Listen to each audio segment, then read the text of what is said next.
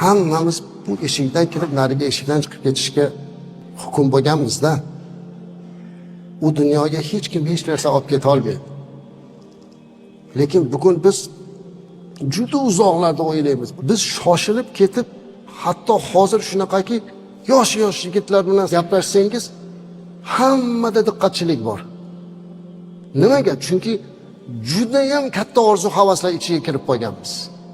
Juda orzu havasimiz katta. U qilishimiz kerak, bu qilishimiz kerak deb inson o'zini o'zi baxtsiz qilib oladi. Agar ne'matlarga yaxshi qarasa, eng baxtli odammiz. Rasululloh sollallohu alayhi vasallam aytadilar-ku, ertaman turganingda taning salomat bo'lsa, oilang tinch bo'lsa, bir kunlik taoming bo'lsa, butun xazinani kaliti senda deydilar. Hammamizni qo'limizda shunaqa. Lekin inson ba'zida ne'matlar ichida ne'matni fahmlamay qoladi. Shuning uchun rizq topaman ekan deb harom harijga kirib, o'g'rilik, yolg'onchilik, firibgarlik, poraxo'rlik nimaiki bo'lsa ham qilaveraman deyotgan bo'lsa, bir kun uni javobi bor aslida. Chunki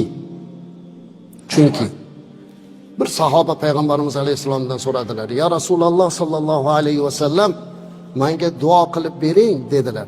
Nima deb deyodilar? Mani duoyim qabul bo'ladigan bo'lib qolsin dedilar. Ya'ni Allohdan men nimani so'rasam, Alloh menga shuni bersin. Rasululloh sollallohu alayhi vasallam mayli, shunday deb duo qilaman, lekin uning uchun sen menga yordam ber dedi. Qanaqa yordam dedilar? Luqmangni halol qil dedi.